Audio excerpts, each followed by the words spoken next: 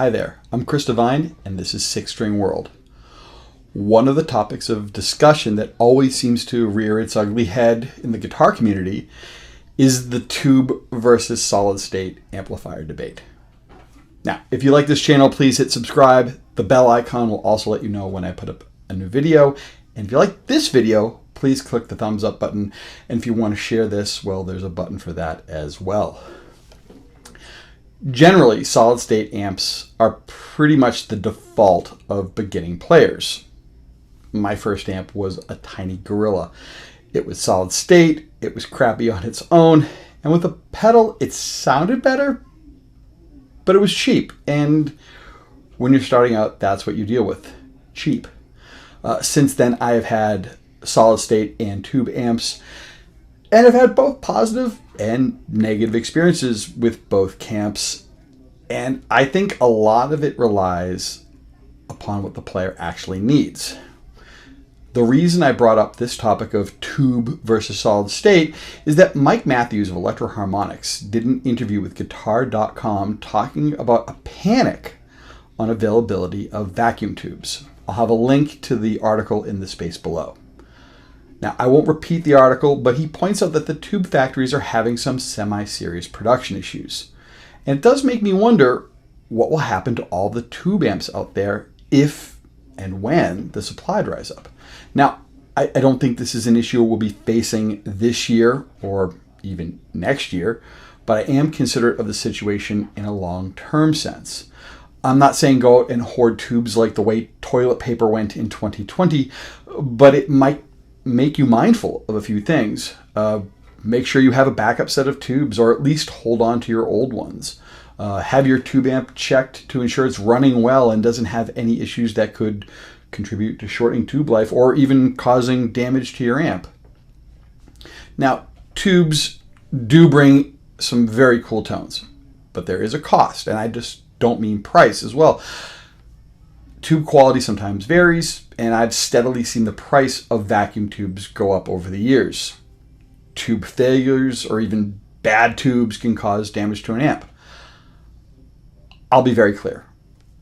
I must have been born under a bad sign, because I've had pretty much every tube issue known to man happen to me.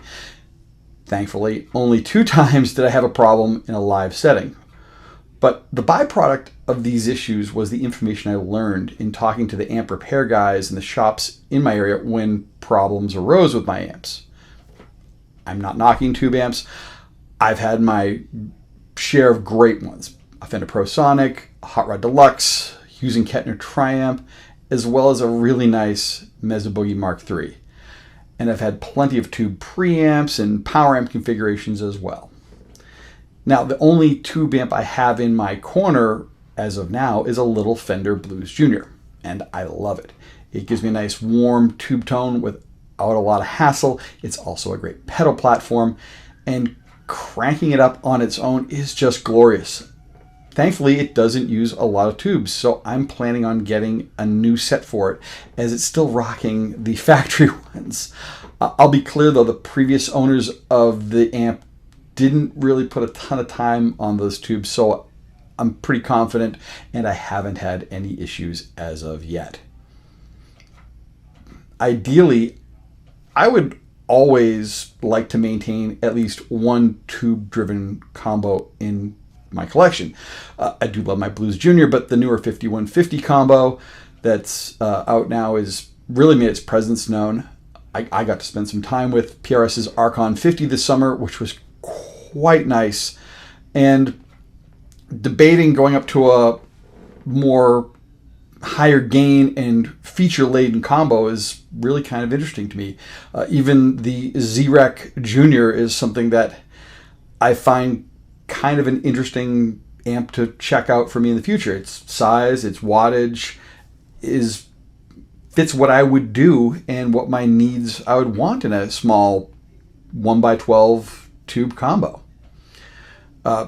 There are some other options as well, like the PV6505 mini head, which I got to try out. I really like that. Victory Amps also happens to have small tube heads that are really, really nice and sound fantastic. Joyo, even an inexpensive brand like that, has some small tube heads that are reasonably priced as well. I haven't played through them, but I've heard good things, and the price, it seems like a pretty easy way you could get into a small tube head without spending a ton of money.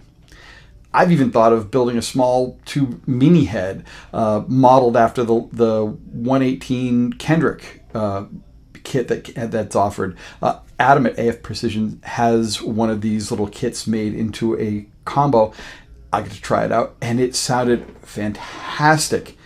So if I do decide to upgrade or switch over, I have options for a nice small tube amp that would be perfect for my needs. And there's a lot of options there, which is great. I do happen to have a couple of solid state amps as well. And I'm not ashamed of them or their lack of valves, depending upon the sounds needed or the situation presented to me. I use the best amp for the job. My ZT Lunchbox is great for grab-and-go situations, and running it into a 12-inch cabinet or even a 4x12 cabinet really brings in some extra oomph. My Boss Katana 50 Mark I is also nice. I really don't use the effects section out of it, but it's light, and I have a go-to clean and dirty channel set up for it, and they seem to work really great for what I'm doing as a musician. Now, solid state amps have come far, but let's be clear. I'm not talking about the bedroom practice amp that's meant for a beginner, like my Gorilla amp or a Line 6 Spider. I'm talking about a pro level piece, and there are solid state amps that do fall into that category. Boss has their Nextone and their Wazacraft lines. They're very nice. Yamaha has their THR100 dual channel head that I was really impressed with, although I don't know if it's still part of their product line as of now. If you find one on Reverb, it might be worth checking one of those out. And I've had a lot of experience, as I mentioned, with ZT amps. Not only the Lunchbox that I have, but I've played through their Club series, and they're quite amazing. Now, all of these solid state amps are practical and giggable. And yes, they do sound great. They do have some warmth and dynamics. And if you'll notice, none of these amps I'm mentioning are parameter-driven modeling amps. Yes, there may be some digital manipulation, but if there is, it's all focusing on amp tone, not effects and extra signal processing. Even Fender has come out with their Tone Master series, which offers up solid-state versions of their Twin, the Deluxe, and the Super Reverb amps.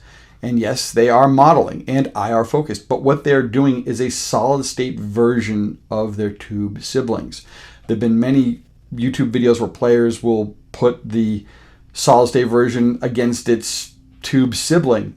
And yes, most of the players will say the tube ones are better sounding, at least when it's an amp versus amp shootout. I would be curious to hear a song with a track done with a tube amp and then another version of it done with the solid state version. I'm betting the differences would really narrow down when it comes to an actual mix. Even high gain manufacturers like Friedman and Bogner have just released these little mini heads, which are solid state and offer up plenty of options and seem to be giggable. The YouTube videos I've seen are quite impressive, and if this is the beginning where boutique meets solid state, and these are the results, this is a great starting point. And the only way to go is up. At least we know there may be a supply chain issue with tubes, so we can prepare. And at the same time, solid state keeps getting better and better. So maybe when the time finally does come where tubes are either no more or just too expensive, we won't be cringing at the term solid state. Anyways, how about you guys? Are you tube folks? Are you on the side of what sounds best is best, and you don't care if it's coming from a transistor or a vacuum tube? Please let me know in the comment section below. I'd love to also know what is your go-to tube amp these days, or what's your go-to solid state amp. That'd be really cool to check out. Anyways, thanks for watching, and I'll see you soon. Take care.